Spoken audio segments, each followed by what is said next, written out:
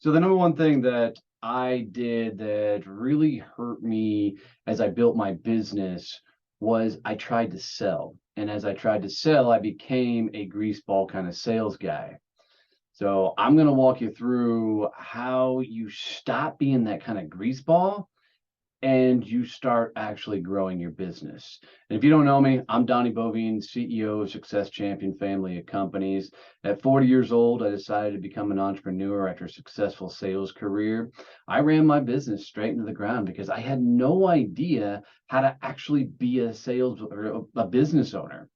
I started changing things up. I started learning what it took to be a CEO, learning what it took to be a business owner. And now my biggest purpose and passion in life is helping as many people as I possibly can get to business freedom.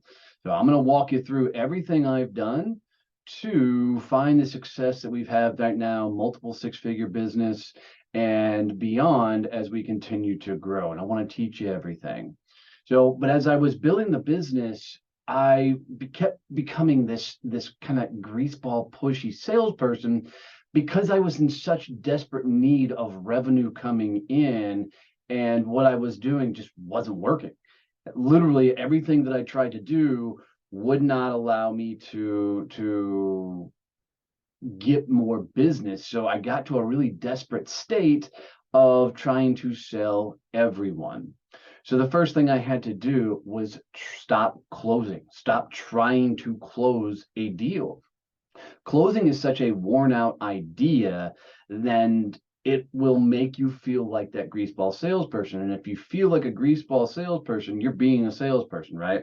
And if you act like a salesperson, you're going to be treated just like one.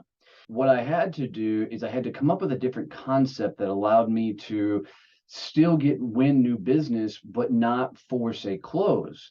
Because when you try and get a close, you coerce, you manipulate, you try all these tactics and things that are just worn out ideas. And the more you try those things, the more you actually pay the price of being a greaseball salesperson. So I came up with this idea of closure. And for me, what closure is in every conversation, you get to a yes, a no, or a significant next step. Like next step is where it's on both your calendars and everybody knows what that conversation is going to be. And I had to completely detach myself from the yes or no. And mentally, the only way I could detach myself from the yes or no was I had to go get so many upcoming meetings, like virtual coffees is what I call them, because I love doing things virtually. I had to go get so many virtual coffees one-on-one with somebody else. So I had a ton of conversations coming up. And, my MO was I'd meet somebody new. When I met that person, I would try and introduce them to somebody else. They would also open some doors for me. And I just kept my schedule filled with conversations.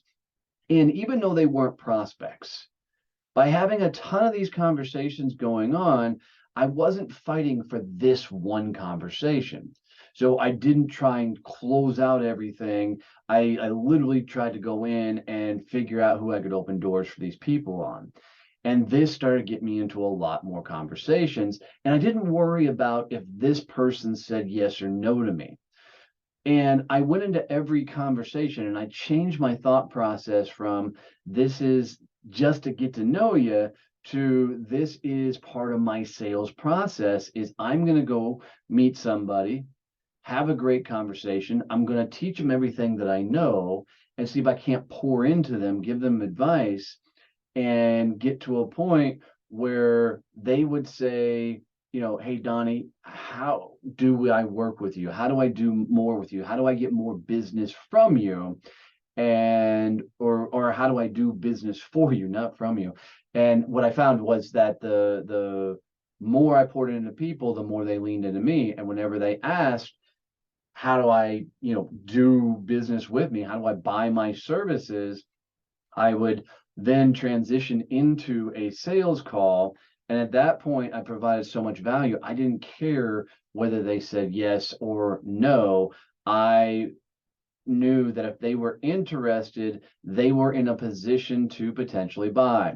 So I could flip the script now into more of a sales mode and they were ready because they initiated it.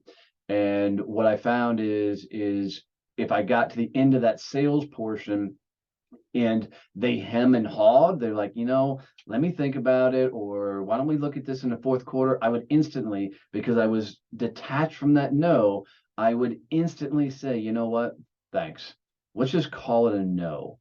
And if something changes down the line, then we'll address it then. You can reach back out to me and we can have a better conversation. It's when that hemming and hawing happens, when they start not knowing what they want to do, maybe they can't afford it, or there's all this stuff. I never tried to overcome the objections at that point because that makes me a greaseball again. I just let them go, and I would try and make some introductions for them. What this did is saved their face, made them feel okay as they went about it. I didn't become a jackass salesperson, and both parties were working well. So, at the end of the day, what I want you to do is quit closing. Quit being the sales guy. Go have some fun conversations, get to a yes and no, and watch how much it works.